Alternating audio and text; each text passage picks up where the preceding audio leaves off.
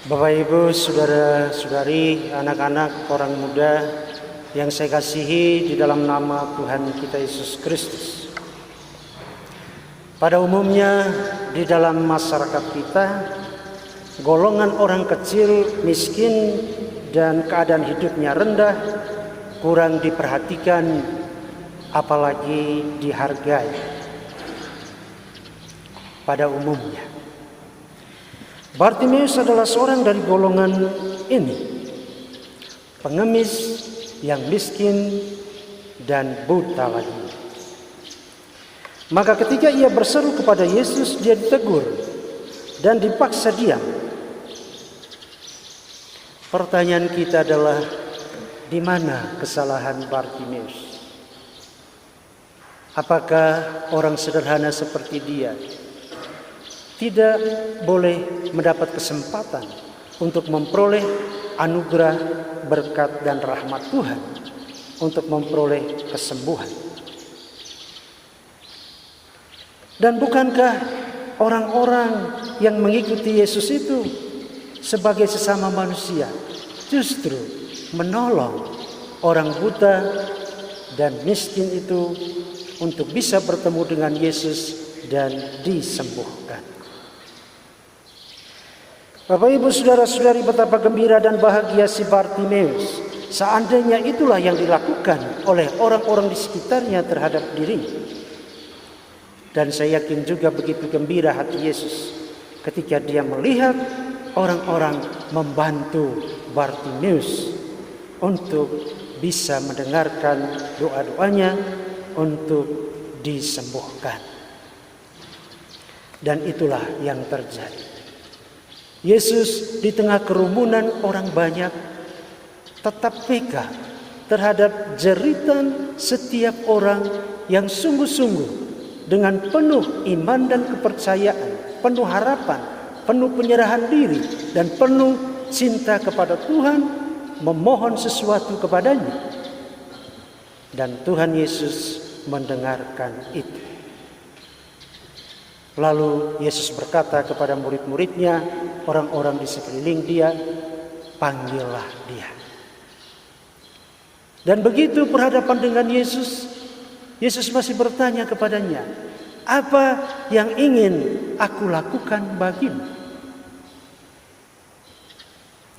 Mungkin orang pada waktu itu bertanya, masa engkau tidak tahu orang ini miskin dan buta, masih bertanya lagi apa yang kau butuhkan? Pasti dia membutuhkan kesembuhan dari kebutaannya. Tetapi mengapa Yesus masih menanyakan itu kepada Bartimeus? Karena Yesus ingin sejauh mana iman dari Bartimeus. Yesus mau tahu sejauh mana kerinduan Bartimeus untuk memperoleh anugerah penyembuhan dari Tuhan. Bapak, Ibu, saudara-saudari yang terkasih, setiap kali kita berdoa, setiap kali kita datang kepada Tuhan, setiap kali kita melakukan devosi atau doa apapun, tetap Tuhan bertanya kepada kita, sejauh mana kerinduanmu, sejauh mana iman dan kepercayaanmu untuk memperoleh anugerah, berkat, dan rahmat Tuhan. Tadi Bartimeus langsung menjawab, Tuhan, aku ingin sembuh. Ya Rabuni, biarlah aku dapat melihat. Kemudian Yesus berkata, pergilah, imanmu menyelamatkan engkau. Dan seketika itu juga Bartimeus sembuh. Nah, yang terpenting di sini ialah ketika Yesus berkata, pergilah, imanmu menyelamatkan engkau. Dia tidak berkata, kuasaku menyembuhkan engkau, tidak. Tetapi imanmu, itulah yang menyembuhkan engkau. Bapak, Ibu, saudara-saudari yang terkasih, kisah penyembuhan itu begitu singkat. Cuma dalam hitungan detik. Mungkin tidak sampai 1 menit dari dialog itu. Nah, apa arti dari semuanya itu bagi kita? Saya beberapa tahun yang lalu mengikuti kursus leader A, boleh dikatakan seperti itu, bersama dengan beberapa awam di Pertapan Ngadireso di Malang. Waktu itu ada orang dari Malang, ada juga dari Surabaya dan beberapa kota di sekitarnya. Kami kemudian terlibat dalam satu sharing pengalaman iman. Ada seorang bapak bernama Yosef Jonan dari Surabaya. Dia menceritakan pengalaman imannya. Bagaimana sejak dia kecil dia mengikuti misa pagi setiap hari. Setiap hari dia mengikuti misa pagi. Dia bangun pagi-pagi, ya sekitar jam 5, lalu kemudian dia mandi, lalu membantu ibunya menghantar kue ke langganan ibunya. Jadi dia mandi, setelah mandi langsung berpakaian seragam, lalu mengantar kue langganan ibunya. Pulang dari sana dia langsung ke gereja mengikuti misa pagi. Pulang misa pagi, dia makan pagi, terus berangkat ke sekolah. Itu waktu dia SD. Begitu terus setiap hari. Ketika dia SMP, SMA, bahkan di perguruan tinggi, walaupun dia mengaku di perguruan tinggi sudah agak berkurang kebiasaan itu, tapi tetap ada kerinduan bahwa ada sesuatu yang kurang kalau dia tidak mengikuti misa pagi. Dan dia terus menjalankan itu. Lalu kemudian teman kami yang mengikuti sharing itu berkata, Pak Yusuf, apa saja yang Anda doakan setiap hari kepada Tuhan? Apa saja yang Anda minta setiap hari kepada Tuhan? Sampai segitunya setiap hari datang ke gereja. Dia katakan, ya saya datang saja ke gereja. Saya tidak ada permohonan. Kadang-kadang saya tidak punya permohonan. Saya datang saja ke gereja. Orang berlutut saya berlutut. Orang berdoa saya berdoa. Orang menyanyi saya menyanyi. Ya. Lalu kemudian orang pulang, saya juga pulang. Hanya sederhana itu katanya. Tetapi begitu saya sudah pensiun seperti ini, ketika saya menyaksikan bagaimana 3 anak saya sudah menyelesaikan pendidikan tinggi mereka dengan baik, mereka sudah berkeluarga, mereka juga sudah memiliki pekerjaan yang baik. Disitulah kemudian saya menyadari bahwa itulah buah dari doa-doa saya. Itu buah dari doa-doa saya. Itulah sebabnya ketika saya pensiun dari perusahaan saya dan memberikan kesempatan kepada anak-anak saya untuk mengelola perusahaan saya mempersembahkan sisa hidup saya bagi Tuhan dengan melayani orang lain, bukan dengan hal-hal yang besar, tetapi dengan hal-hal yang kecil yang bisa saya lakukan. Luar biasa, Bapak Ibu saudara-saudari yang terkasih. Saya yakin dan percaya juga Bartimeus di dalam perjalanan hidupnya pasti ada satu perjuangan. Perjuangan melawan kekurangannya, perjuangan melawan kebutaannya. Tetapi justru di dalam situasi dan kondisi seperti itu, dia tetap berkanjang di dalam iman. Kata itu penting, Bapak Ibu saudara-saudari terkasih, ya.